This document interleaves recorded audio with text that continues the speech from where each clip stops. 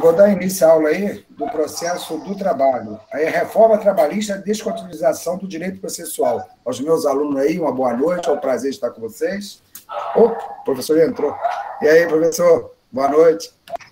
Boa noite, Dantas. Passo das palavras do Dantas as minhas. Boa noite a todo mundo. Um prazer estar com vocês novamente. Agora numa matéria um pouco diferente do que nós tínhamos costume de trabalhar, mas uma matéria não menos importante, e vamos aí dar seguimento ao nosso estudo. Eu já disponibilizei no Siga um material, que é um material para 2 semanas, e espero aí que vocês gostem do material, sintam-se à vontade com ele, além dos slides que eu vou passar para vocês aqui ao longo da aula, tá? Então, o slide vai ser sempre um complemento do material que você tem disponível no Siga. O material que está no Siga é um material no formato PDF, um pedido antigo de alguns alunos, que é para você acompanhar e fazer as suas devidas anotações, ok?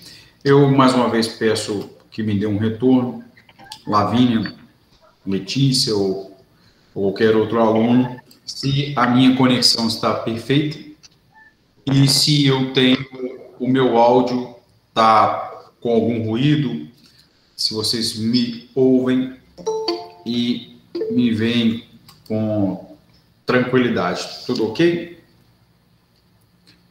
Obrigado, Lavínia. Bom, pessoal, eu começo falando com vocês que o nosso módulo de estudo do semestre de processo do trabalho. Então, agora nós vamos estudar em 2 semestres todo o processo do trabalho. Então, o nosso estudo é sobre as peculiaridades e a dinâmica processual do trabalho. Isso significa que a gente migra um pouco, ou a gente deixa de lado um pouco aquilo que nós conhecemos do processo civil e fazemos o estudo do processo do trabalho, relacionado ao direito do trabalho. E aqui, antes de iniciar a chamada, é importante que vocês lembrem de que a justiça do trabalho é uma justiça especial.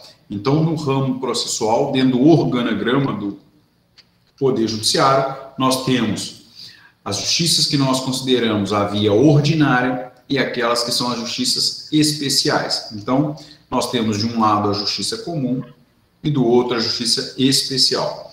E aí, a justiça do trabalho como competência está no lado do organograma da justiça especial.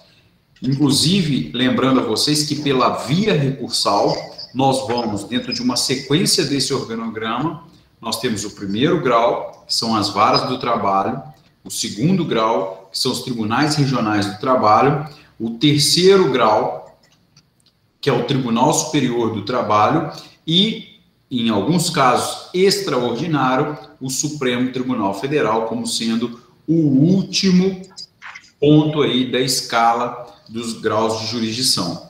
E aqui eu faço uma ressalva. Percebam que quando eu digo varas do trabalho, tribunais regionais do trabalho, Tribunal Superior do Trabalho e STF, essa ficou faltando aqui quem? O STJ. A matéria trabalhista, a Justiça do Trabalho, dentro da sua evolução dos recursos, ou seja, pela via recursal, ele não passa pelo STJ, por ser uma justiça especial. Isso eu estou fazendo uma pequena abordagem para que a gente comece a aula com refrescando a memória de vocês a respeito dessas questões do organograma e da competência da Justiça do Trabalho. Então, dentro desse contexto, é que nós iniciamos o estudo do processo do trabalho, ok? Então, eu vou rapidamente fazer a chamada, como vocês já estão acostumados.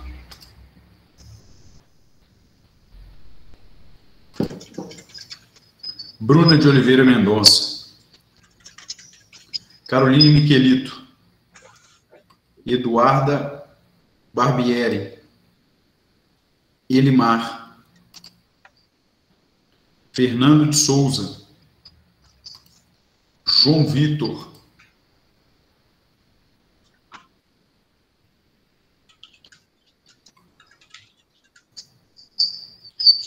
Dantas, José Carlos, Laline, Laura Couto,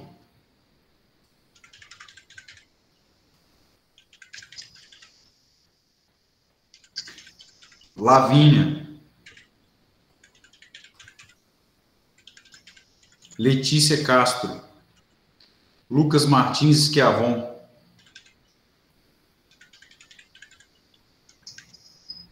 Lucas Zopelaro, Mariângela,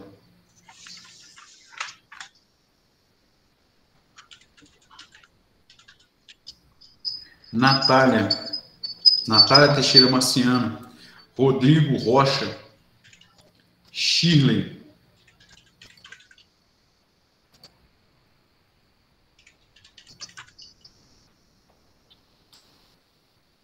Stephanie Pereira Rodrigues Arruda,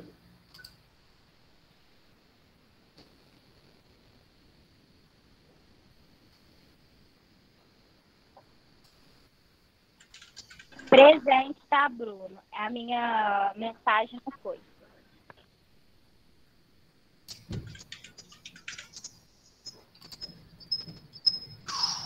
Suzane, Tainá Ferreira Fernandes, Tamara Moura e Vanessa Batista. Tudo bem. Alguém que eu tenha esquecido de falar o nome? Zé Carlos, tá ok?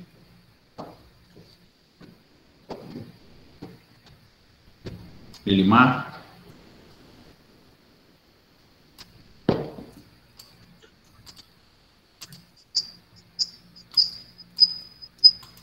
Ok.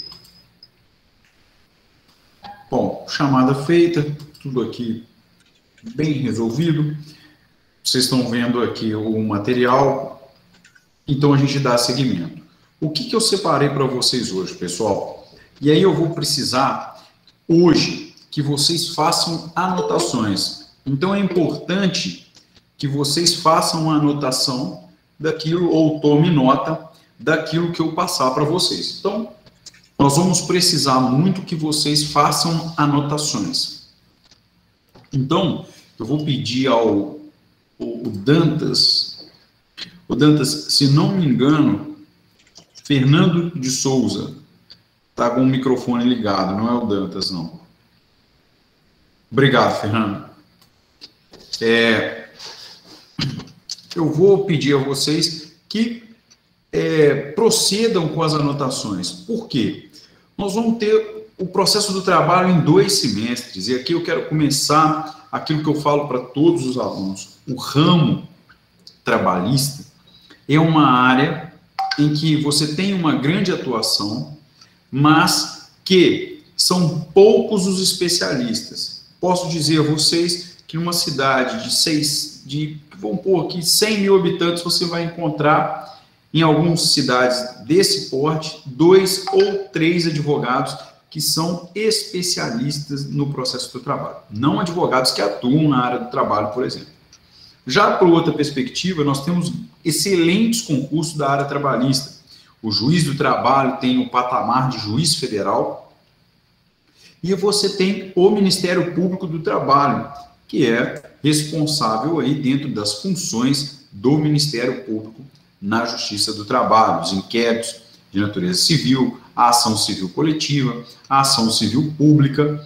E aí nós temos essas carreiras que são, além de terem uma remuneração atraente, dependem, por óbvio, de um conhecimento específico na área trabalhista. E é uma luta incessante que eu tenho, que a faculdade concedesse o processo do trabalho em 2 períodos. E a turma dos senhores é uma turma privilegiada, porque ela vai ter processo do trabalho 1, que vai da fase de princípios até a sentença e coisa julgada, e o processo do trabalho 2, que vai da teoria geral dos recursos até o encerramento da execução. Então, percebam que vocês vão ter 2 semestres. E aí eu separei para vocês, dentro desse semestre aqui, quais são os pontos do nosso estudo. Então, isso que está na tela para vocês aí é o conteúdo do nosso curso. Isso significa que nós vamos estudar todos esses pontos nesse semestre. Não há a possibilidade da gente encerrar o semestre sem o estudo desses pontos. Então, eu preciso que no mês de julho, ao longo do nosso módulo, você tenha o conhecimento da graduação, das fontes do direito processual do trabalho, dos princípios comuns ao processo do trabalho e ao processo civil. Eu preciso também que você saiba os métodos de solução de conflitos na Justiça do Trabalho, ressaltando aqui, pessoal, que a Justiça do Trabalho, por um longo tempo, ela carregou um conceito pejorativo de que a Justiça do Trabalho seria um balcão de negócio. Ou seja, havia uma mistura técnica entre as audiências de conciliação ou a busca pela conciliação com a alcunha, né, com um termo pejorativo de que seria um balcão de negócio. E aí, vocês também vão ter uma referência quanto à postura do magistrado na audiência de conciliação ou na audiência una. Por exemplo, o juiz no processo do trabalho ele tem uma conduta, uma postura ativa. Quando eu digo uma postura ativa, ele faz proposições. Isso é um pouco diferente do juiz no processo civil, em que ele busca a conciliação. Ok? Então, aqui é um ponto relevante para que vocês atuem nessa prática, nessa esfera. E eu, pessoal, vejo alguns alunos que já formaram, muitas das vezes vão conversar comigo e contam as suas dificuldades. Recentemente eu estava conversando aqui no escritório com os outros advogados e eles estavam dizendo que percebem essa dificuldade de comportamento ou de conhecimento processual, da técnica processual, nos métodos e nas audiências que buscam a solução de conflitos trabalhistas. E vocês vão perceber que há uma sutileza, uma diferenciação no comportamento do magistrado que faz uma proposição e isso encontra respaldo na redação lá de um artigo específico da CLT que eu vou mencionar mais à frente, que caberá ao magistrado propor. Quando o legislador utiliza essa expressão, ele está transmitindo ao magistrado trabalhista a capacidade de agir ativamente para se alcançar uma solução de conflito. Então, esse é um ponto sensível e relevante no nosso estudo aqui de processo do trabalho, ok? Outro ponto é a organização da Justiça do Trabalho. Eu comecei o nosso semestre relembrando como funciona o organograma do nosso Poder Judiciário, lembrando aos senhores algumas informações relevantes, como, por exemplo, trata-se de uma justiça especial e a sequência, a via recursal de uma matéria no processo do trabalho. Acesso à Justiça do Trabalho. Nós vamos estudar o acesso à Justiça do Trabalho como modalidade, benefício da assistência judiciária gratuita, competência territorial, e aqui eu peço a vocês que nesse ponto de acesso à Justiça do Trabalho, vocês façam uma anotação, e é muito relevante que vocês anotem isso. Anotem o artigo 651 da CLT, ok? Então, peguem aí no estudo de vocês e anotem artigo 651 da CLT, tá? Quando nós estivermos falando de acesso à Justiça do Trabalho. Ministério Público do Trabalho, nós vamos falar sobre o Ministério Público do Trabalho. Competência da Justiça do Trabalho, eu acabei fazendo uma menção aqui ao artigo 651, um artigo muito debatido, que quando se alega a exceção de competência territorial da Justiça do Trabalho. Um outro ponto relevante que nós vamos estudar é a emenda constitucional 45 e a ampliação da competência da Justiça do Trabalho em relação à matéria, ok? Então, são pontos aqui que eu queria mencionar para vocês. E aí nós ingressamos na ação trabalhista, em que nós tratamos de processo, procedimento, atos, termos e prazos. Há uma diferença muito grande nisso, numa ação trabalhista e uma ação que tramita pelo processo civil, partes e procuradores, e aqui nós passamos, ainda na análise do nosso semestre, intervenção de terceiros, petição inicial, audiência, defesa do réu, reconvenção, exceções, contestação, as provas e a distribuição do ônus da prova, como que funciona essa distribuição, se essa distribuição seria estática ou seria uma distribuição dinâmica do ônus da prova. Em alguns casos, há uma aplicação, por exemplo, da súmula 212, que eu vou começar a citá-la aqui. Nós vamos utilizar a referência da súmula 212, e se o Zé Carlos já estiver aí conectado, como parece que a conexão dele caiu, mas ele já pode colocar aí, por gentileza, a súmula 212 do TST. Eu vou falar mais adiante dela. Ela também é importante quanto à questão da prova, da suspensão do processo, razões finais, sentença, coisa julgada e despesas processuais. Senhores, esse é o conteúdo do nosso semestre. Percebam que nós estamos falando de um conteúdo denso, um conteúdo extenso e denso. Mas eu preciso da colaboração de todos vocês para estudar. Quando eu digo para estudar, porque nós vamos trabalhar muito, muito mesmo com texto complementar. Eu quero extrair de vocês a capacidade da leitura constante, como se fosse um exercício físico, e eu sei que nessa sala muitos... obrigado, João Vitor. Eu sei que nessa sala muitos alunos praticam exercício físico, então a leitura de texto complementar é uma leitura que, ela, assim como o exercício físico, ela não vai do dia para a noite. Você vai ler um texto lá de Harvard, que você, da Faculdade de Direito, de lá, que você vai compreender e que vai ler com uma certa agilidade. Não, assim como o exercício físico, nós vamos ao longo do semestre fazendo essas adaptações. Vocês já têm um texto no material complementar, no estudo dirigido 1, você já tem um texto de uma revista especializada para que vocês façam a leitura.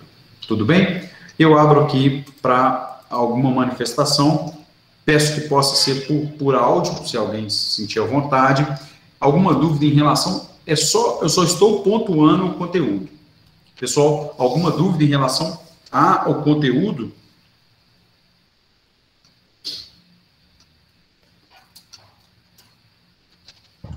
Bruno. Oi, quem está falando? Vanessa. Vanessa, tudo bem? Tudo jóia. Eu queria saber se tem alguma doutrina que você vai utilizar como bibliografia.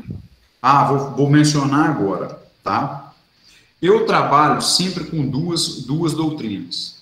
Eu tenho aqui, e a doutrina que eu trabalho, Vanessa e demais alunos, é uma doutrina que ela é completa, é um clássico, são várias edições, mas vocês podem, e aí eu deixo em aberto o aluno que tem um livro de uma pessoa que emprestou, que falou, olha, você pode estudar pelo meu livro, Processo do Trabalho, pode me chamar pelo WhatsApp, me mostrar o livro, que eu digo se eu acho um bom livro ou não, se eu conheço ou não o autor e a forma do autor escrever, se eu acredito que seja didático. Eu vou mostrar para vocês, que está aqui na minha mesa, eu uso esse livro aqui, Direito Processual do Trabalho, ok? Carlos Henrique Bezerra Leite. Esse é um dos livros clássicos. E aí eu digo a vocês, todas as edições, vocês têm que adquirir as edições da Reforma Trabalhista em diante. Por que Vanessa e demais alunos? Por uma questão óbvia, porque com a Reforma Trabalhista houve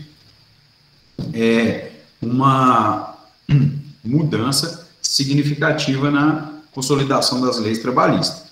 Ok? Essa é a minha indicação de doutrina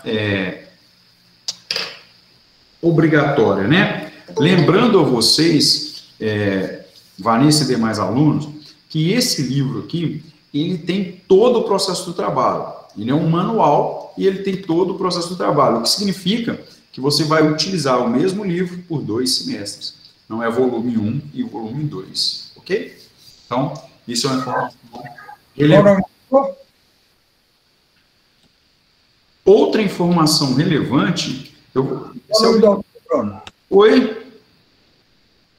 Qual o nome do autor? Carlos Henrique Bezerra Leite.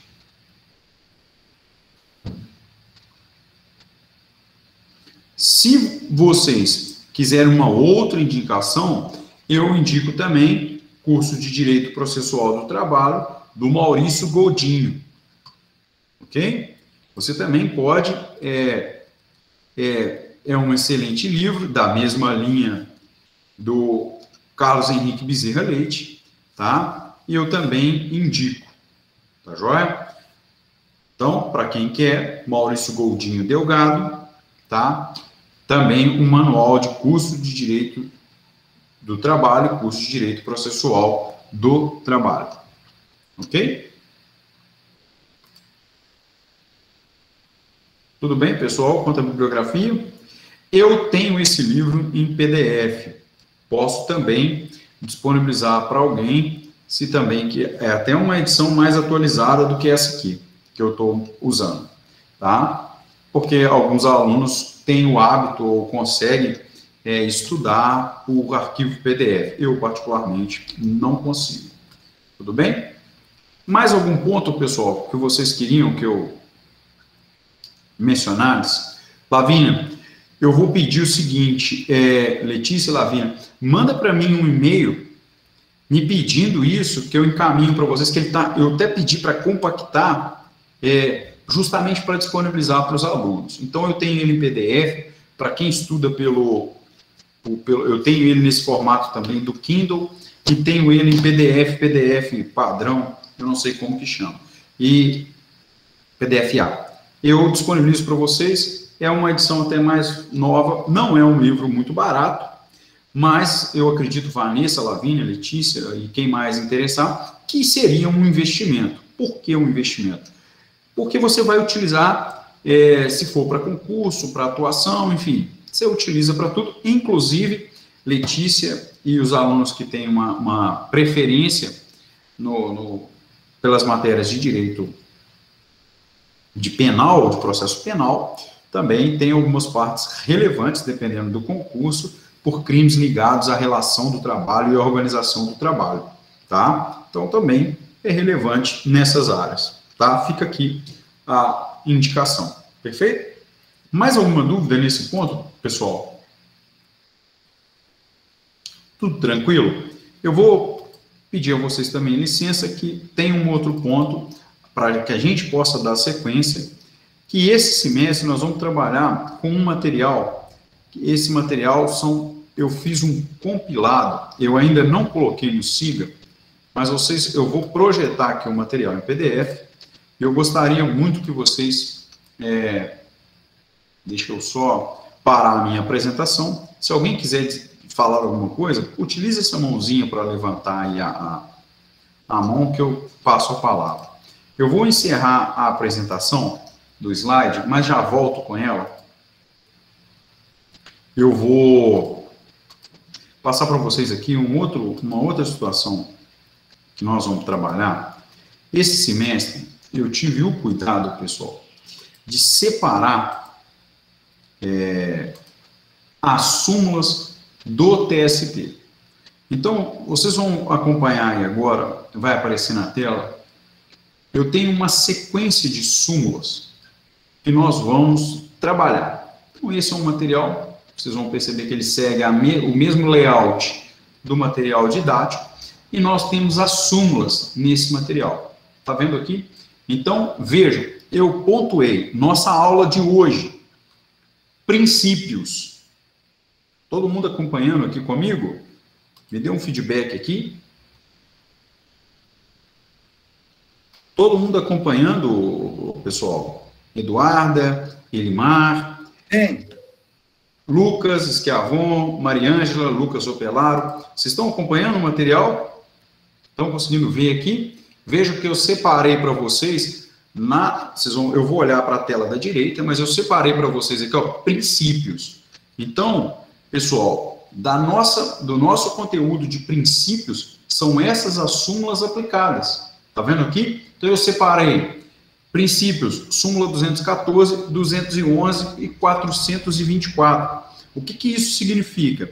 Que eu separei para vocês um material, ele tem 34 páginas, eu vou disponibilizar esse material no SIGA. Esse material ele serve de suporte para vocês e para estudo. Então, na nossa aula de hoje, nós vamos estudar princípios. São essas as súmulas. O que significa que eu possa cobrar numa prova ou num exercício conteúdo dessas súmulas de princípio, porque eu já dei a matéria de princípios, ok? Então, deixa eu só descer aqui o material para vocês verem que é um material eu considero extremamente completo, tá? Aí, a nossa próxima aula, competência. Você vai ter as súmulas referente à competência, legitimidade, partes e procuradores. Vejam, atos processuais. Petição inicial, que já tem o material disponível no SIGA. Então, tudo que eu tenho de súmulas que são relevantes e aplicáveis com frequência no processo do trabalho, eu separei para vocês. Ó, indeferimento, a alçada, que é uma matéria que a gente vai ver logo adiante, tutela antecipada, audiência, resposta do réu. Professor, esse material, então, de que forma? Esse material ele é voltado para você consultar e ter um aporte nos seus estudos, ok? Isso porque na Justiça do Trabalho, e nós vamos estudar isso dentro dos princípios, nós temos o quê? Nós temos muita utilização de súmulas dos TRTs, de súmula do TST e a aplicação de uniformização jurisprudencial dentro da esfera do processo do trabalho, do direito do trabalho, ok? Então, esse material eu vou disponibilizar no SIGA, e vocês vão perceber, ele não vai estar inserido em nenhum estudo dirigido, pessoal.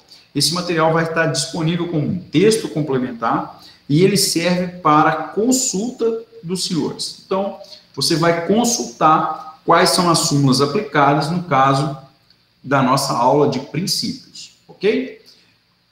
Abro aqui para alguma dúvida, para alguém tirar alguma dúvida ou esclarecer, pedir a palavra para esclarecer alguma situação. Tudo tranquilo?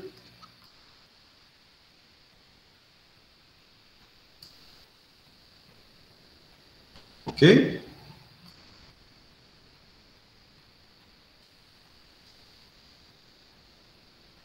Então, agora, eu acredito que nós possamos agora ingressar na matéria propriamente dita. Então, eu coloquei aqui quais são as fontes, e aí faz parte do nosso estudo, quais são as fontes do direito processual do trabalho.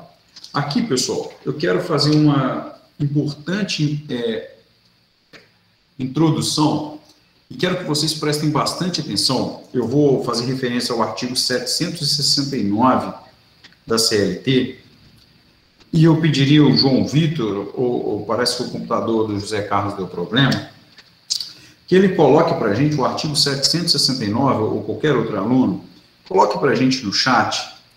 Por quê? Eu quero começar a explicar o processo do trabalho, antes de entrar nas fontes e no princípio do processo do trabalho.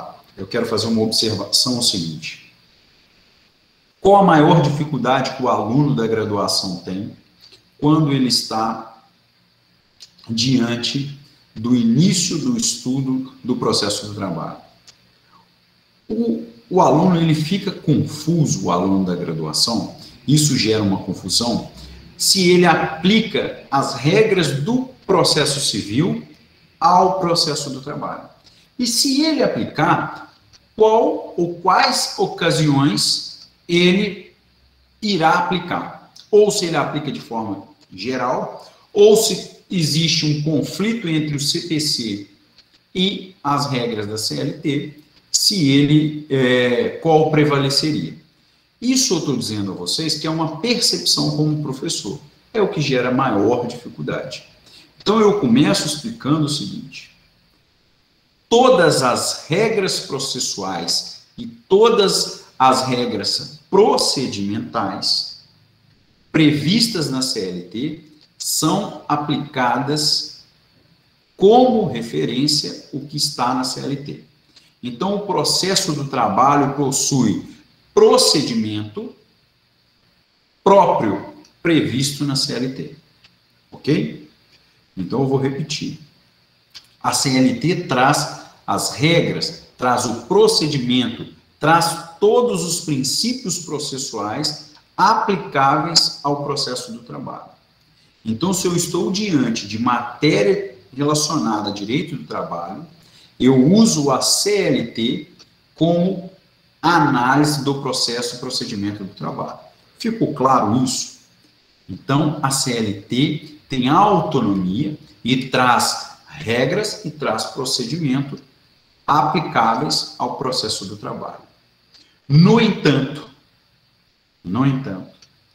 o CPC pode ser aplicado ao processo do trabalho, mas é a exceção.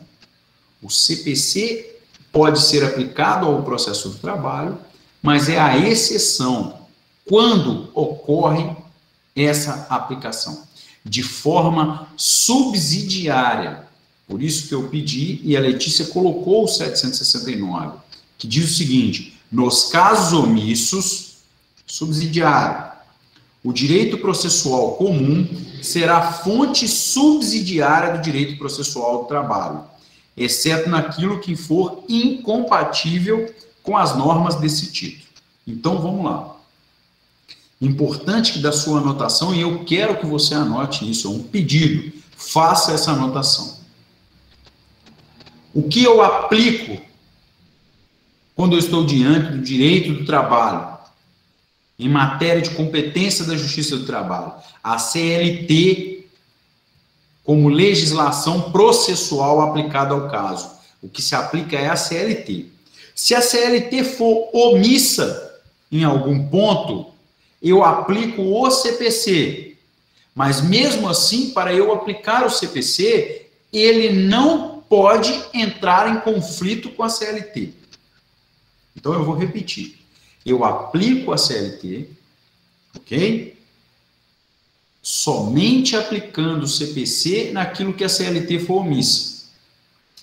E mesmo assim, nessa hipótese, não pode ocorrer conflito entre as regras do processo comum com as regras do processo trabalhista. Ok? Então isso é importante que você anote, porque isso é o que vai dar sustentação, alicerce à nossa análise aqui do direito processual do trabalho. Por isso, a relevância da análise do artigo 769. Ok? Então, novamente, eu vou fazer a leitura. Quem não entendeu, ou quem não compreendeu essa aplicação subsidiária, clique na mãozinha que eu vou tentar explicar de uma outra forma. Então, enquanto isso, eu faço a leitura. Nos casos omissos, o direito processual comum será fonte subsidiária de direito processual do trabalho, exceto, naquilo em que for incompatível com as normas deste capítulo, ou seja, da CLT. Então, o CPC aplica em quais circunstâncias? Na omissão da CLT e, se não for incompatível com a própria CLT nas regras processuais. Pessoal, ficou claro?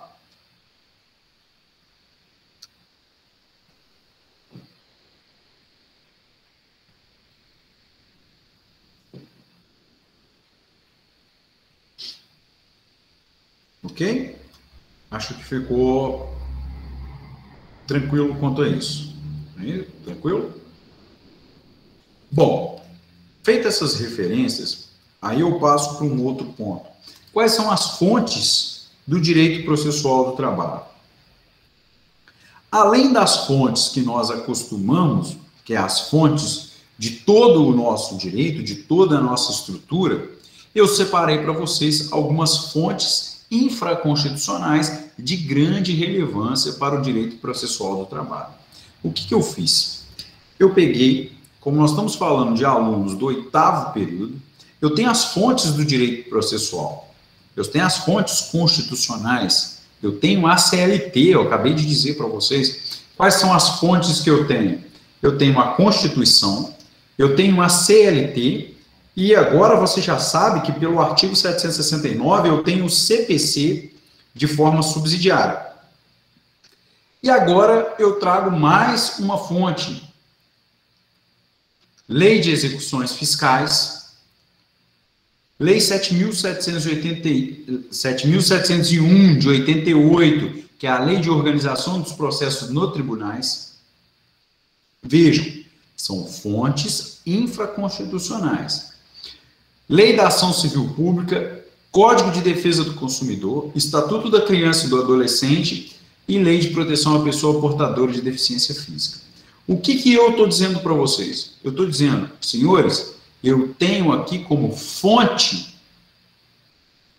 do direito processual do trabalho as fontes formais e as fontes materiais, ok?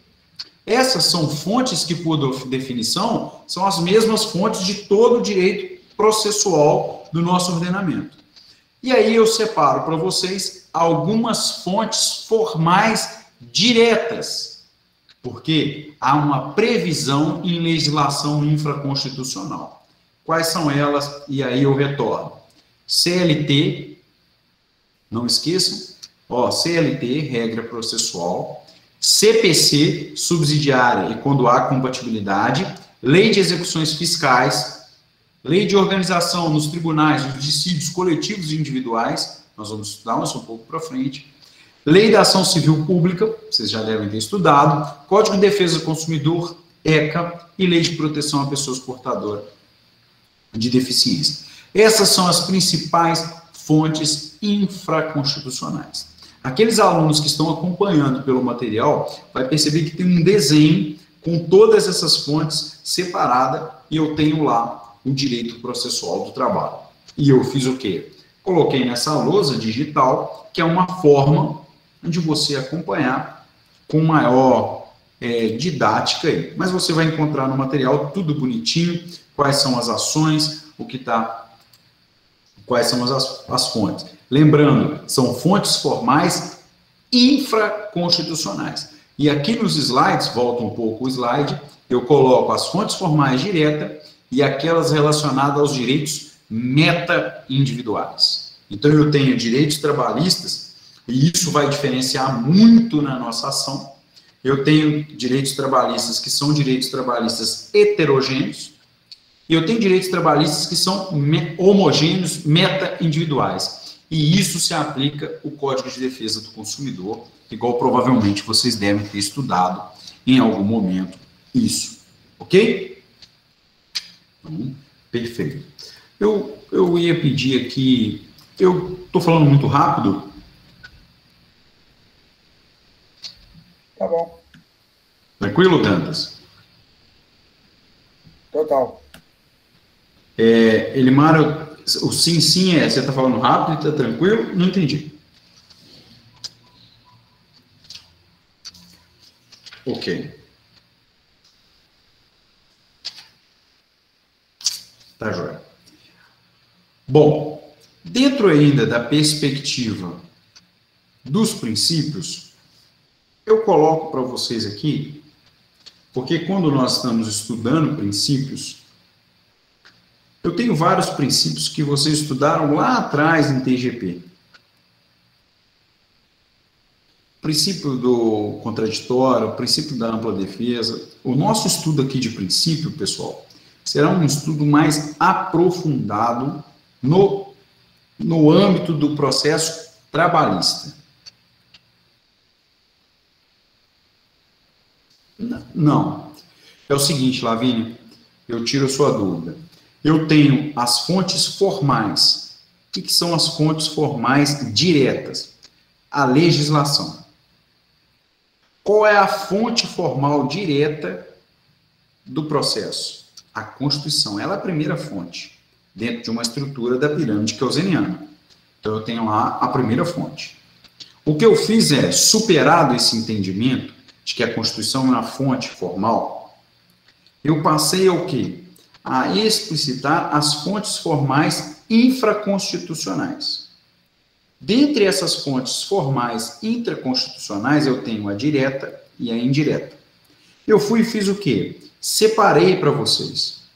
A direta, eu coloco nesse slide. Me permitam voltar aqui o slide. Está aqui. Essas são fontes diretas, fontes formais, né, porque eu estou nesse ramo, direta, estão aqui previstas, fazendo a ressalva quanto ao CPC. Aí eu passo para uma outra fonte, e aqui, ó, ainda no patamar infraconstitucional, fontes formais diretas, mas agora sobre a perspectiva de direitos trabalhistas meta-individuais, Lei da Ação Civil Pública, Código de Defesa do Consumidor, ECA, e Lei de Proteção a Pessoas Portadoras de Deficiência. Lembrando, Lavínia e todos os demais alunos, trata-se de regra processual, ok? Então, é isso que eu estou extraindo, eu faço essa referência, principalmente nesse ciclo central que está o Código de Defesa do Consumidor e o Estatuto da Criança e do Adolescente. Eu estou extraindo daí regras processuais. O que se extrai, principalmente do Código de Defesa do Consumidor? A parte conceitual de direitos meta-individuais. A gente utiliza muito, a gente que eu digo, desculpa, por uma questão de vício, na atuação como advogado de entidades sindicais, a gente utiliza muito o conceito de direitos homogêneos, direitos meta-individuais, daqueles representados, substituídos pelo sindicato, em ações civil coletiva. Então, a gente extrai como fonte formal o Código de Defesa do Consumidor. De que modo? Eu acho que o exemplo ajuda vocês a compreender. Eu quero entrar com uma ação, e aí eu vou utilizar aqui um exemplo prático. Eu preciso entrar com uma ação sobre um determinado empregador, uma empresa, que ela não for, todas as pessoas, todos os seus funcionários, fazem horas extras excessivas durante um longo período de tempo.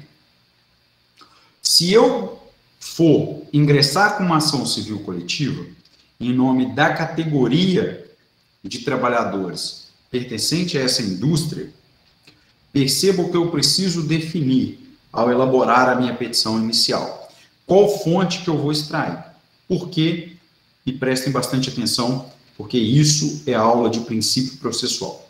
Se eu estiver buscando que essa empresa pague todas as horas extras desses trabalhadores, eu compreendo, e existe um posicionamento sobre isso, que eu estou ingressando com uma ação civil coletiva para discutir direito heterogêneo.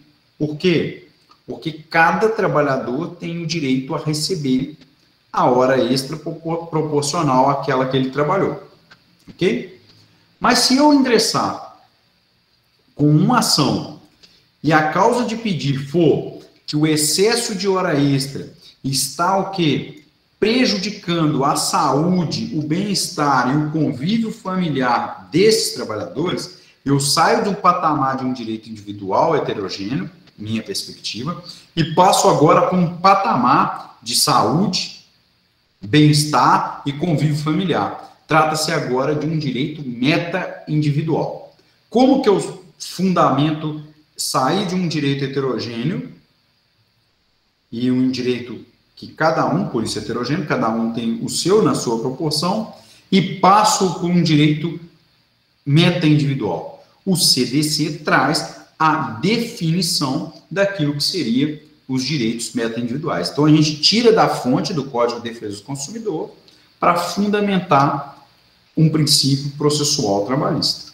Ok? Essa é uma fonte formal utilizada no processo do trabalho. Ok? O exemplo ajudou a esclarecer? Ficou claro para vocês como que funciona?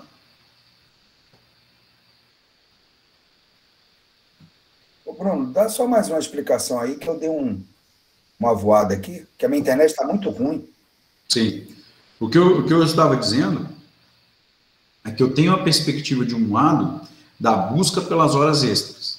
Então, eu preciso ingressar com uma ação civil coletiva, né, para uma entidade de trabalhadores, uma entidade de classe, pleiteando que essa empresa se abstenha de obrigá-los a fazer hora extra em caráter excessivo e que pague a eles essas horas extras que eles já trabalharam. Quando você diz que existe hora extra, Há uma corrente muito forte dizendo, olha, a hora extra, o pagamento de hora extra é um direito heterogêneo. Eu tenho 3 horas extras, você, Dantas, tem uma, a Letícia tem 2, a Natália tem 5, a Elimar tem 2, cada um tem direito. É um direito heterogêneo. Portanto, de forma didática, cada um deveria pleitear de forma individualizada o seu direito. Porém, quando eu ingresso com uma ação civil coletiva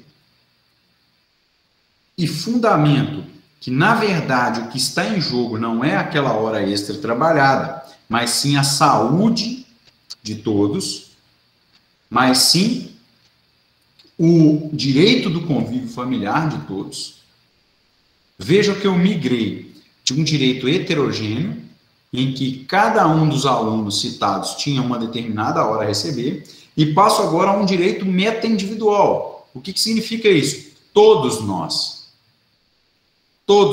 temos direito à saúde, ao bem-estar e ao convívio familiar. Olha como é que eu levei esse direito. Como que eu fundamento isso numa eventual ação coletiva? Esses conceitos de direitos meta-individuais estão presentes numa fonte. Que fonte é essa? O Código de Defesa do Consumidor. Ela é uma legislação, ela é uma fonte formal, em que eu vou até lá, extraio esse conceito para aplicar no processo do trabalho. E aí eu tenho uma causa de pedir numa ação trabalhista. Ok? Isso é um exemplo de fonte formal. Ficou mais claro? Pessoal, todos os demais, mais claro? Ficou aí? Por favor. A gente recorre a uma fonte. E essa fonte aí, no caso aí, é o direito do consumidor, né? Como outros casos, pode ser o direito civil, pode ser, né? Tome cuidado quando você fala do direito comum, o direito processual civil é só aplicado em caso de omissão da CLT. Mas ele é uma fonte, o CPC é uma fonte para o processo do trabalho? É, professor, desde que a CLT seja omissa e não haja incompatibilidade. Essa é uma questão que eu vou fazer na prova de vocês. Nesse primeiro momento, eu vou perguntar assim, senhores, imagine que nós estamos diante de um exercício. Senhores, o CPC é uma fonte formal, direta do processo do trabalho? É uma pergunta, pessoal. Eu gostaria de ler as respostas. Eu ouvi um não baixinho. Não. Quem falou isso? Sou eu, Stephanie, porque é aplicado de uma forma subsidiária. E quando não há omissão? Sim, desde que não entre em conflito com a CLT, que seria aí a fonte formal primária. Isso. E aí, então eu vou estender. Eu vi que muitos aqui, muitos não, né? A Bruna e a Letícia respondeu. E por que a lei da ação civil pública é uma fonte direta? Alguém quer responder? Alguém sugere?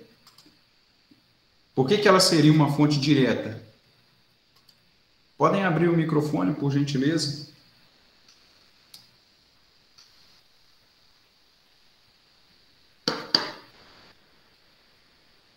Existem regras na lei da ação civil pública específicas, regras processuais específicas, pessoal? É isso que você tem que procurar. Sim, há regras processuais específicas. Essas regras é fonte para o processo do trabalho. São regras diretas, por quê? Porque ela se aplica diretamente ao processo do trabalho, como sendo o quê? Aplicável àquela ação civil pública. Um exemplo é, Stephanie, na ação civil pública, por exemplo, você não tem a competência, os legitimados? Veja que ele traz um rol de legitimados, se não me engano, no artigo 7º, alguém me corrija por gentileza, você tem um rol de legitimados que estão lá. Esses são os legitimados. Você pode ter uma interpretação extensiva ou restritiva do rol, mas você tem um rol de legitimados para ingressar com a ação civil pública. Quando eu estou dizendo que você tem um rol de legitimados, isso é uma regra processual. Concordam comigo, pessoal? Isso é uma fonte. Se eu quero entrar com uma ação trabalhista e eu sou um dos legitimados, eu posso, então, entrar com uma ação civil pública. É uma regra processual. Não concordam? Não querem responder?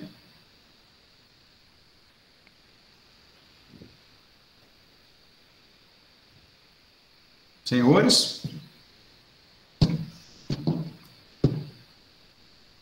Stephanie, não concorda? Eu concordo porque a lei é a fonte principal. Aí, no caso de lacuna, se faz uma aplicação subsidiária das outras fontes formais principais, como analogia, costume. Isso seria uma fonte indireta. Indireta, mas aí só no caso de lacuna. Sim, sim. Aqui, no caso da ação civil pública, é uma aplicação direta. Por quê? Ela traz uma regra que não há na CLT, porque é uma ação com regulamentação própria. Então, você aplica diretamente uma fonte formal. Assim como a lei de proteção à pessoa portadora de deficiência, as regras de trabalho lá do Estatuto da Criança e do Adolescente, etc, etc. Tá joia? Com isso, nós passamos um pouco adiante. Também ainda no aspecto das fontes, vejam aqui o que traz para nós, e isso é um ponto relevante, de grande importância, sobre o sistema de precedentes judiciais. O que seria, então, a fonte, o sistema de precedentes judiciais? Nós estamos agora falando de fontes, o quê? Materiais. O que seriam os precedentes? O que são os precedentes? Ok? Olha o que está dizendo. No que tange à jurisprudência, salta aos olhos que o novo CPC, isso é uma transcrição do livro, buscou adotar no Brasil um sistema de precedentes judiciais da common law. O que significa isso? Impõe-se aos tribunais o dever de uniformizar sua jurisprudência e mantê-la estável, íntegra e coerente. O que está acontecendo aqui? Se eu estou dizendo que a jurisprudência é uma fonte, os precedentes é uma fonte do direito processual do trabalho, essa regra prevista no 926, ela se torna extremamente relevante. Por quê? O novo CPC, e eu já passo para a CLT, que é o próximo slide, traz a expressão que impõe aos tribunais o dever de uniformizar a jurisprudência. Há uma imposição, em outras palavras, tribunais, vocês podem ter mutação jurisprudencial, vocês podem ter adequação jurisprudencial, mas internamente não pode haver divergência jurisprudencial de precedente. Se estiver existindo divergência interna no tribunal de jurisprudência, ela deve ser uniformizada. Qual a consequência disso? Para que os jurisdicionados possam ter segurança jurídica de utilizar a jurisprudência dos tribunais como fonte processual. Eu vou repetir, e é relevante que vocês compreendam, e aqueles alunos que estão anotando, anotem. É importante. O que traz para nós essa informação? Traz o seguinte: o sistema processual buscou adotar o sistema da common law como fonte processual. Então, nós temos a jurisprudência e os precedentes, tá? Estou falando de forma para ficar didática. Nós temos os precedentes, nós temos a jurisprudência como fonte processual. Então, assim como a CLT e o CPC, traz a seguinte imposição: os tribunais têm o dever de uniformizar a sua jurisprudência. Além de uniformizar, para que não haja conflito ou divergência, ele tem que tornar essa jurisprudência estável ao longo do tempo. Né? Então, eu tenho jurisprudências oscilantes, ele deve alinhar essa jurisprudência. Uma vez alinhada, ela deve se tornar estável, íntegra e coerente. Por quê? Porque para os jurisdicionados, Isso busca o quê? Segurança jurídica. Então, há uma busca para segurança jurídica, uma vez que nós estamos diante de fonte do direito processual. Tá? Ok? E aí eu peço a algum aluno que coloque para mim o artigo 8º, parágrafo 2º da CLT.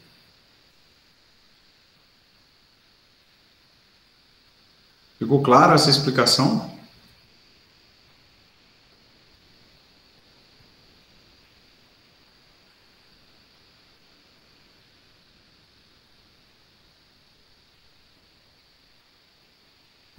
Senhores, me dê um feedback.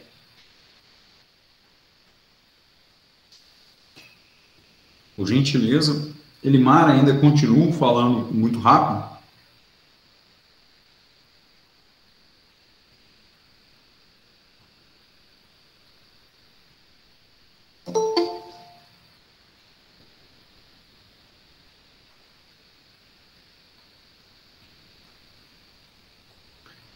Elimar, o sim continua falando rápido ou o sim é só para responder mesmo?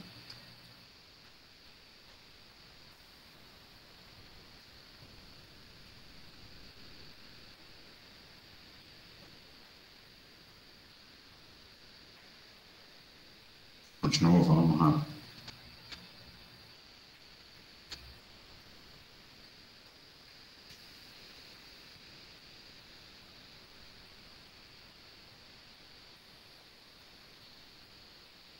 Alguém conectou aí com o nome de Natan, Santana Contabilidade? Quem é o Santana Contabilidade, por gentileza?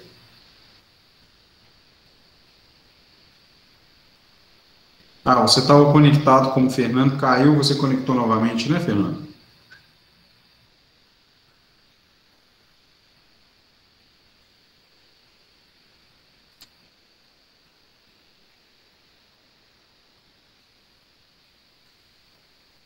Perfeito. Tranquilo. Então, agora a gente passa pontualmente à análise dos princípios. Elimar, eu vou me esforçar aqui para falar um pouco mais devagar. Bom, o primeiro princípio que nós vamos analisar, e aqui eu quero falar uma situação para vocês, é o seguinte: nós vamos falar de todos os princípios. Alguns princípios, a própria etimologia das palavras, já demonstram para a gente o que são esses princípios. Então, eu vou pontuar esses princípios e alguns dos princípios eu quero aprofundar para que a gente passe rapidamente para uma outra etapa da análise aí da nossa matéria. Bom, o primeiro princípio é um princípio da demanda, da livre demanda.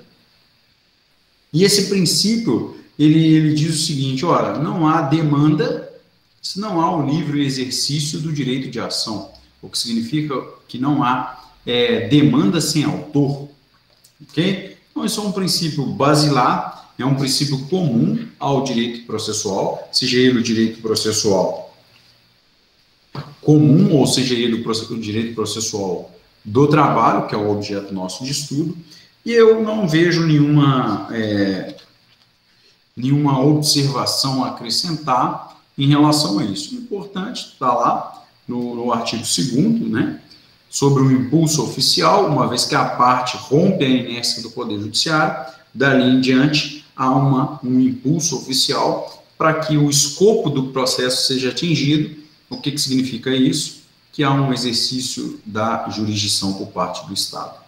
Em outras palavras, a parte inicia o processo com o protocolo da petição, a materialização do direito de ação, e daí em diante há o impulso oficial para que esse processo chegue até o final.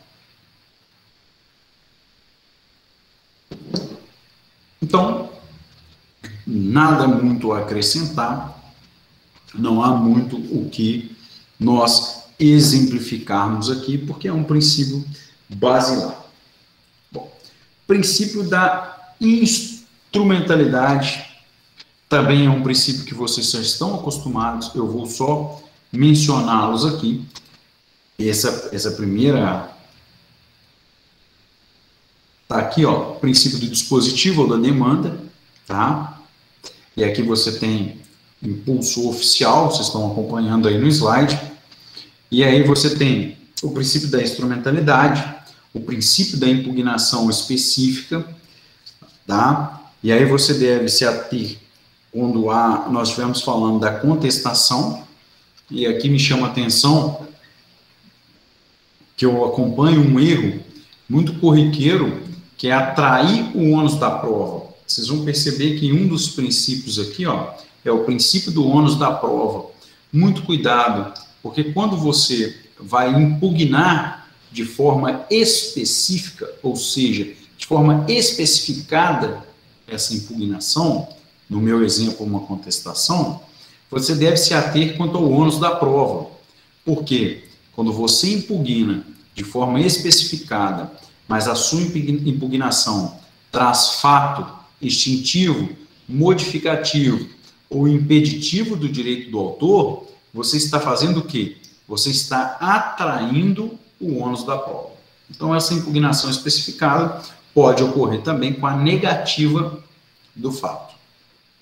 Um exemplo, para ficar claro, uma audiência agora, às 15, eu não estou conseguindo enxergar daqui, mas uma audiência agora à tarde, havia um pedido de reconhecimento de vínculo empregatício.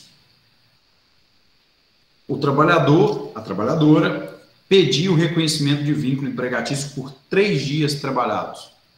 Ela trabalhou 3 dias e pedia que fosse reconhecido esses 3 dias, a anotação na carteira e as verbas rescisórias. Ok? Aí agora eu passo para o universo hipotético. A empresa, então, poderia se defender desse pedido através de uma impugnação específica dos fatos. Qual o fato? Ela trabalhou 3 dias, esse trabalho teve as características de vínculo empregatício, subordinação, não eventualidade, teve as características lá do vínculo. São esses os 2 fatos. Foram 3 dias mesmo, e esses 3 dias foi mediante subordinação, não eventualidade. A empresa, então, ao invés de impugnar dessa forma, a empresa diz o seguinte: não, eu a desconheço. Na verdade, ela nunca trabalhou para mim. Ele não reconhece o vínculo. Até aqui tudo bem. Ela não trabalhou para mim. Nem 3 dias, nem 3 minutos, nem 3 anos. Não temos pessoalidade, não há contato com essa pessoa, empregador e empregado. Ok? Mas aí ele traz um outro ponto e vírgula. Aí o advogado vai e redige assim: porque ela estava trabalhando no supermercado do senhor João nessa data em que ela disse que estava trabalhando para mim. O que significa? Houve uma impugnação específica do fato, mas houve o quê? Um outro fato que modifica o direito do autor. O que acabou acontecendo aqui agora? Há uma comprovação de que ela trabalhava na casa do João, ou no supermercado do João, nesses 3 dias. Ele atraiu para ele o ônus da prova, ok? Então, são 2 princípios que nós estudamos, que é o princípio do ônus da prova e da impugnação especificada. Tranquilo? Então, aqui, só para a gente ter esse primeiro norte. Outro ponto, e agora eu quero me aprofundar, princípio da estabilidade da demanda. Esse é um princípio com grande incidência.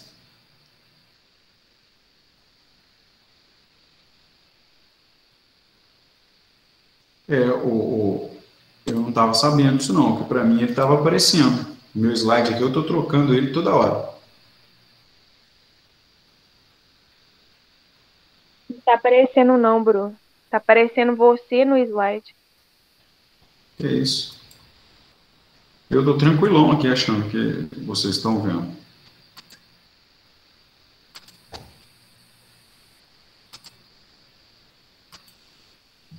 Agora você tirou. Eu estava vendo. Agora você tirou para mim. Agora vocês estão vendo? No meu... Não, sumiu. No meu estava aparecendo, agora sumiu.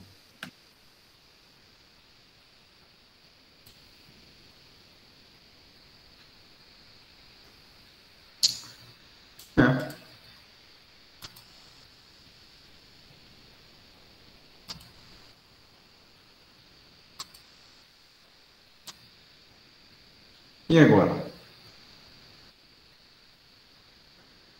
Agora sim. Agora foi? Sim. Vejam para mim, vocês chegaram a ver esse slide?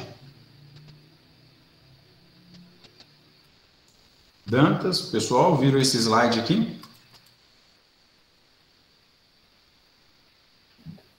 Eu não vi esse slide, não. Lei 734, Lei de Ação Civil Pública, CDC, ECA. Agora estou. Esse aqui, começou aqui, daqui para trás vocês chegaram a ver, conteúdo do curso todo mundo viu. Fonte do DPT, formas e materiais, CLT, CPC, né? O IMOCOS está bom. Esse aqui é o que eu estava dizendo, até ponderei com a Stephanie, e esse aqui foi o que eu disse sobre a jurisprudência uniformizada. Na sequência, eu passei para a análise dos princípios.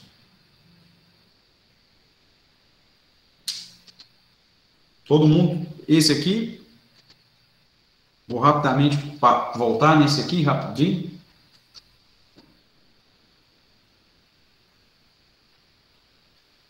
Todo mundo vendo? Lavínia, vocês estão vendo? Sim. Esse aqui eu estou vendo, já marquei aqui na minha CLT. Sim. Até pedi que colocasse aí o artigo, tranquilo? Agora apareceu, né? Sim. Conteúdo do curso. Então, vamos lá. Aqui, a reforma trabalhista e o papel da jurisprudência, vocês têm no material impresso para fazer uma leitura. O artigo 8º, parágrafo 2º, está dizendo sobre como que a jurisprudência se aplica ao processo do trabalho, e ela se aplica, está aqui, ó, a jurisprudência e os precedentes no processo do trabalho, eles podem ser aplicados como regra processual. No entanto, há uma impossibilidade de restrição de direitos legalmente previstos. Em outras palavras, senhores, nós estamos falando da reserva legal. Eu aplico precedente e aplico jurisprudência como fonte do direito processual do trabalho, desde que tenha uma reserva legal. O que significa que a jurisprudência e os precedentes aplicados naquele caso não podem gerar restrição de direitos legalmente previstos e nem criar obrigações que não estejam previstas em lei. Então, um exemplo, Ilimar, é que não posso pegar uma jurisprudência que crie uma obrigação processual que não está prevista em lei. Isso por quê? Porque há uma vedação para essa situação, que é este princípio aí. Ok? Tranquilo? Senhores? Aí até aqui todo mundo está acompanhando? Total. Total? Todo mundo vendo o slide? Bom, aqui eu coloco para vocês fazerem uma anotação. O desenho eu achei muito legal.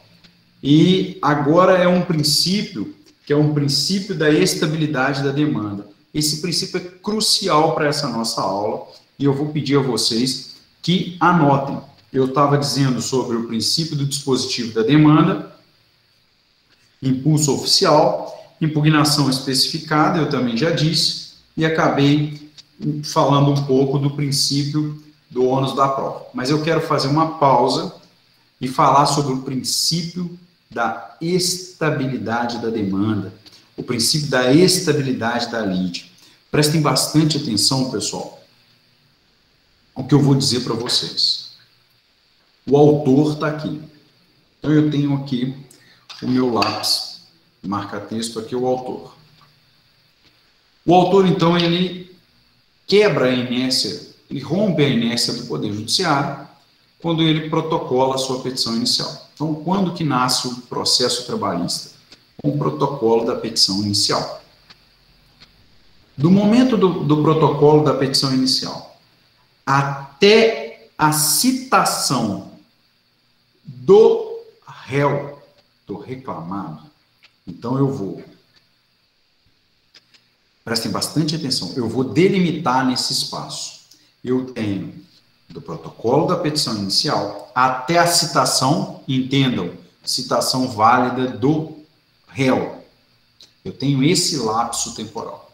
Nesse espaço, nesse lapso temporal, é permitido ao autor modificar a sua pretensão. Ele pode mudar a sua pretensão. Ele pode alterar a sua pretensão com aquela causa. Isso significa que do protocolo da petição inicial até a citação válida, ele pode mudar a sua pretensão. Anotem isso. Ok? Levante a mãozinha, Elimar, se eu estiver falando muito rápido. Isso não pode estar acontecendo. Ó, protocolo da petição inicial até a citação válida. O autor pode modificar a sua pretensão sem qualquer autorização do juízo, muito menos do réu, porque é até a citação. Então, até aquele momento, sequer o réu compõe a lide. Então, o autor pode alterar a sua pretensão. Uma vez citado o réu, daquele momento até a apresentação de defesa, o autor pode alterar a sua pretensão, desde que com a anuência do réu. Repetindo, protocolo da inicial até a citação. O autor pode mudar a sua pretensão sem qualquer autorização ou anuência de qualquer parte, ou do juízo. Citado o réu, até o momento da defesa, o autor ainda assim pode alterar a sua pretensão, desde que, agora, com a anuência do réu. A partir do momento em que apresentou a defesa no processo do trabalho, a demanda está estabilizada, ou seja, o autor não pode alterar a sua pretensão, mesmo que o réu concorde. Isso significa, então, que mesmo que o réu dê consentimento ao autor para alterar a sua pretensão, a defesa tornou a lide estabilizada. Princípio da estabilidade da lide. Senhores, ficou claro e anotado esse ponto da matéria?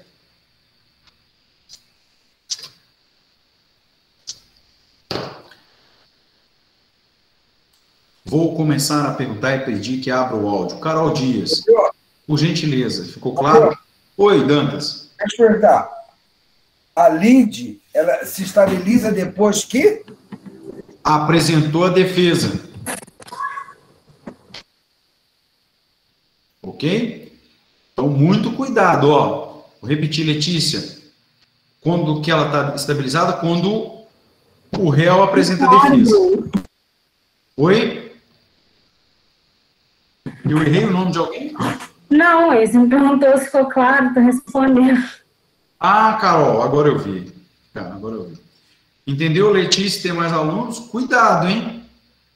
Ó, quando que está estabilizada? Você tende a falar o quê? Ah, quando o réu é citado. Não. Vou repetir. Protocolo da petição inicial. Até a citação, o autor pode alterar a sua pretensão sem qualquer anuência. Uma vez citado o réu, até a apresentação de defesa, nesse espaço, o autor ainda pode alterar a sua pretensão, desde que o réu dê a sua anuência. Uma vez apresentada a defesa, mesmo que o réu dê consentimento, a demanda está estabilizada e o autor não pode alterar a sua pretensão. Isso, Letícia e demais alunos. Então, eu pergunto aos senhores, qual o momento em que se estabiliza a demanda no processo do trabalho? Shirley, qual que é o momento? Tainá, qual é o momento? E Tamara, qual é o momento? Oi? Depois que apresentar a defesa, não pode... Isso aí. Ok? Então, muito cuidado. E aí eu vou... Com a crença de que ficou bem explicado, eu vou subir um degrauzinho na complexidade e peço bastante atenção. A defesa no processo do trabalho, o momento para se apresentar a defesa é na audiência inaugural. Então, nós vamos estudar isso um pouco para frente. Então, a defesa no processo do trabalho, ela não tem relação com aqueles 15 dias da citação, lá do processo comum. Ela é qual o momento? Ela é o momento da abertura da audiência, perdão, ela é o momento na audiência inaugural que ocorre essa apresentação técnica da defesa, porque a gente sabe que na prática, com o PJ, ela é protocolada, mas há um ato solene do recebimento da defesa. Esse é o momento em que a demanda se torna estabilizada. Ok? Eu vi aqui, Tainá, que você levantou a mãozinha, tá joia? E vi que você respondeu por escrito. Tranquilo? Ficou claro, pessoal, esse momento? Esse é um princípio que eu quero que vocês tenham, porque eu vou cobrar. Ok?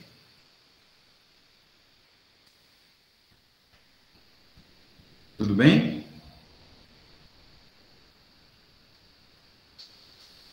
Quando eu digo alteração da pretensão, eu achei que alguém ia perguntar. A alteração da pretensão, muitas das vezes, é a do pedido, da causa de pedir, ok? Há essa possibilidade. Tranquilo? E eu coloquei aqui no slide, agora eu estou vendo aqui no slide, pessoal, que eu coloquei assim, ó, o princípio da estabilidade da lead. Tome nota. E ele está exatamente nesse slide, que é aqui, ó, o conceito da aula. Tá vendo essa anotação aqui, o big? Seria o quê? O conceito da aula. Eu quero que você tenha como conceito da aula essa estabilidade da lead. É importante a questão da estabilidade da lead.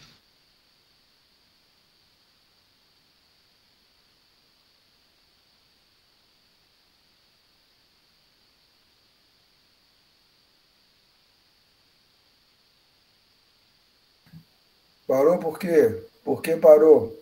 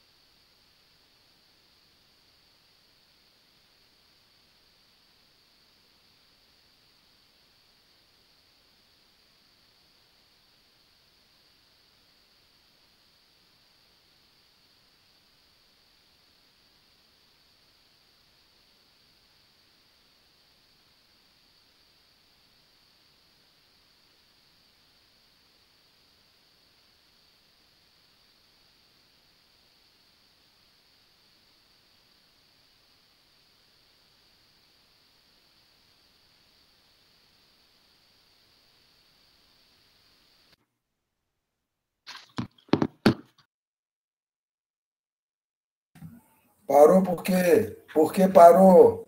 Parou por quê? Por que parou?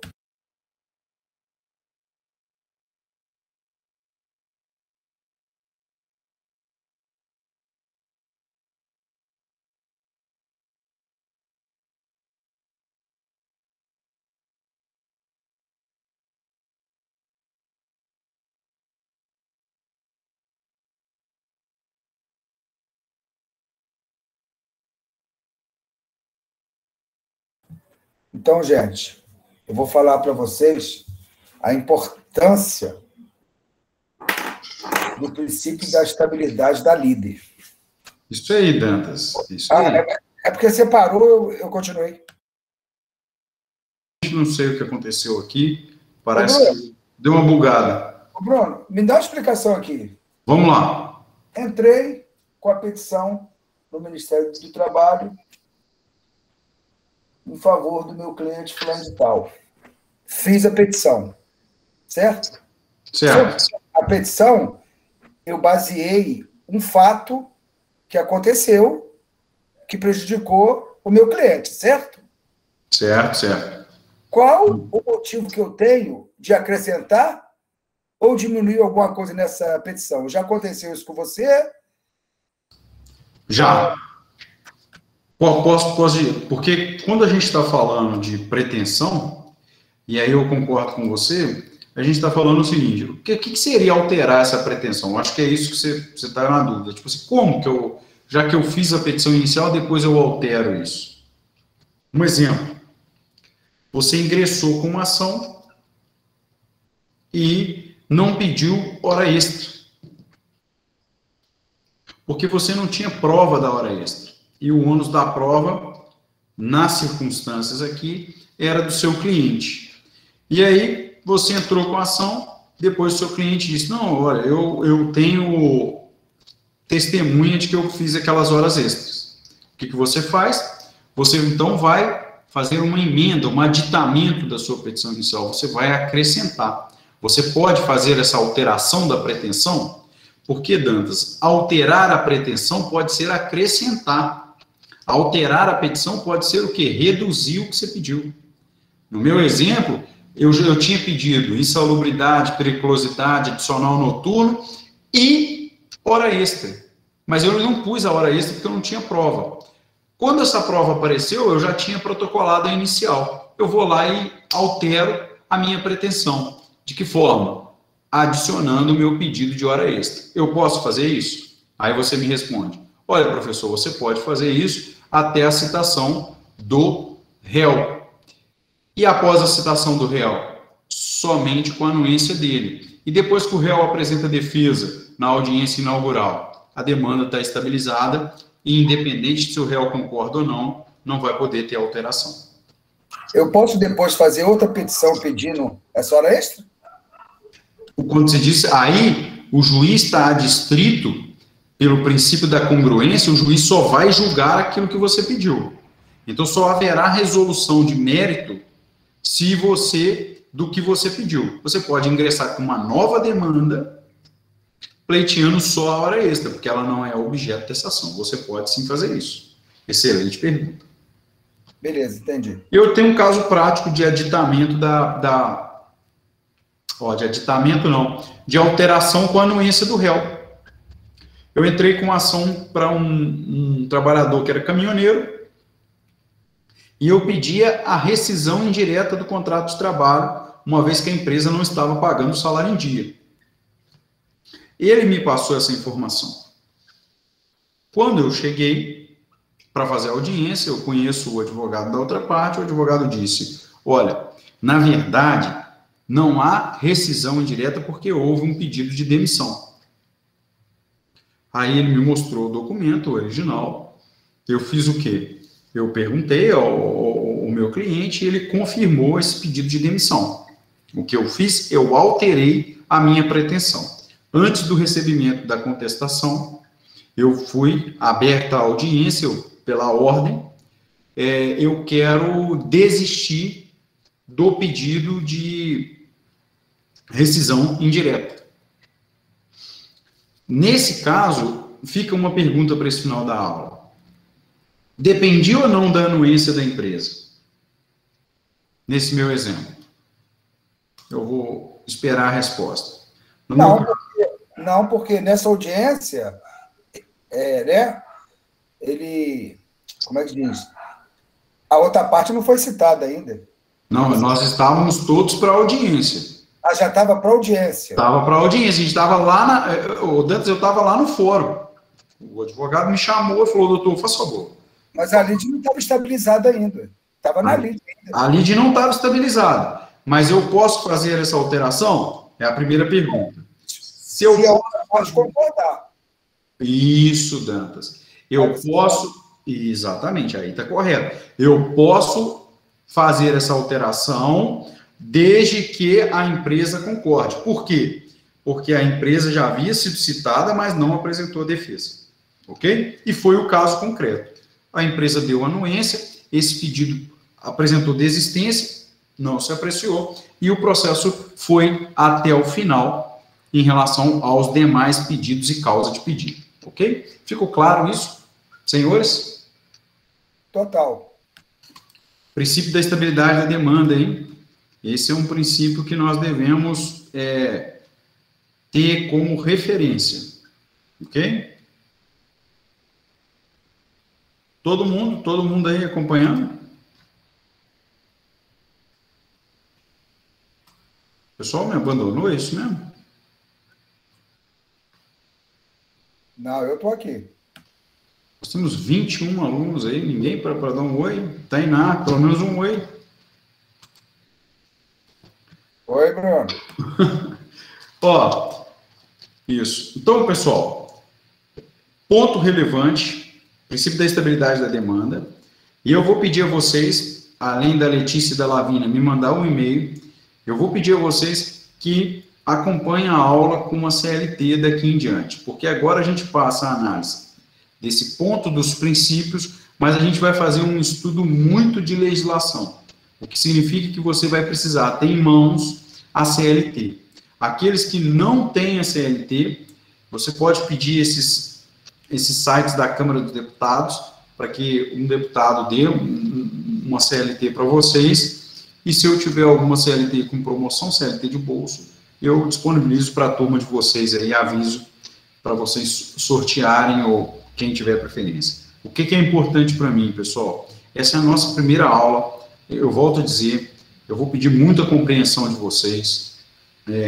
Primeiro, agradecer a Elimar pelo feedback de que estava falando rápido. É um conteúdo muito denso e muito extenso, mas eu preciso que vocês terminem a graduação com conhecimento de processo de trabalho. Falo isso porque eu sempre batalhei para que fossem 2 semestres, porque eu acho que seria eu quero para os meus alunos aquilo que eu acho que é bom para mim. Hoje em dia fica tudo parecendo muito mimimi falar isso, né? Mas eu sempre indico para os meus alunos aquilo que eu acho que é bom para mim. E eu acho que a área trabalhista, para quem ainda está em dúvida na área, escolher é uma área pouco explorada e que traz aí uma carência de profissionais que têm um conhecimento técnico processual aprofundado.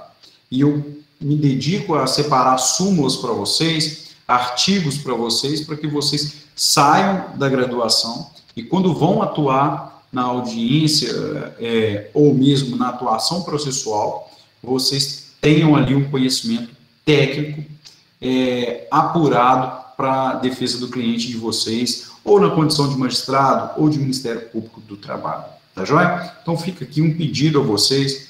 Essa turma, ela é uma turma com um número menor de alunos, isso permite que vocês troquem informações mais rápido.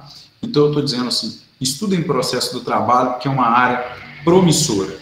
Tá? E ela tem umas peculiaridades que torna você, o conhecimento que você tiver processual vai tornar os seus processos mais lucrativos para o cliente, vai atender os direitos do cliente e isso se reverte, inevitavelmente, em honorários para vocês. Tá ok? Então não deixe de analisar o material que eu vou disponibilizar de súmulas e assim como o livro e a CLT para vocês acompanhar a aula. Tudo bem, pessoal?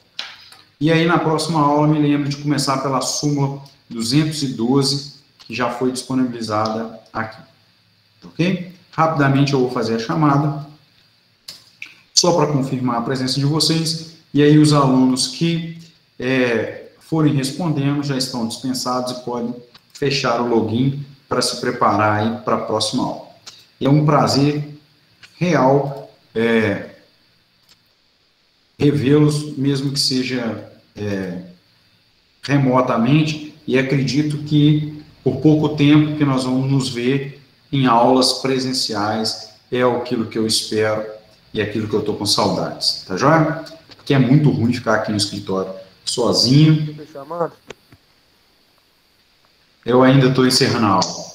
É muito ruim ficar aqui no escritório sozinho e à distância, tá joia? Então, vamos lá, Bruna.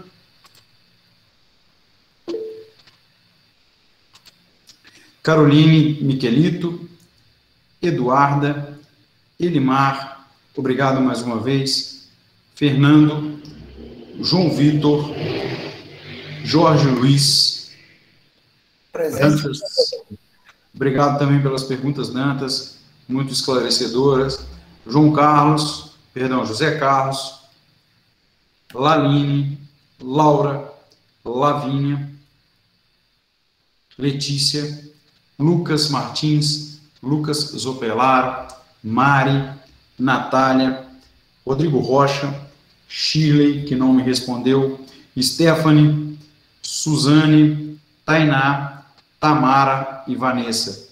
Tainá, me dê um feedback também depois, qual o ritmo da minha fala e se você está conseguindo me acompanhar, ok? Fica aqui o registro. Pessoal, uma boa noite e boa semana aí para todo mundo de estudos. Tchauzinho.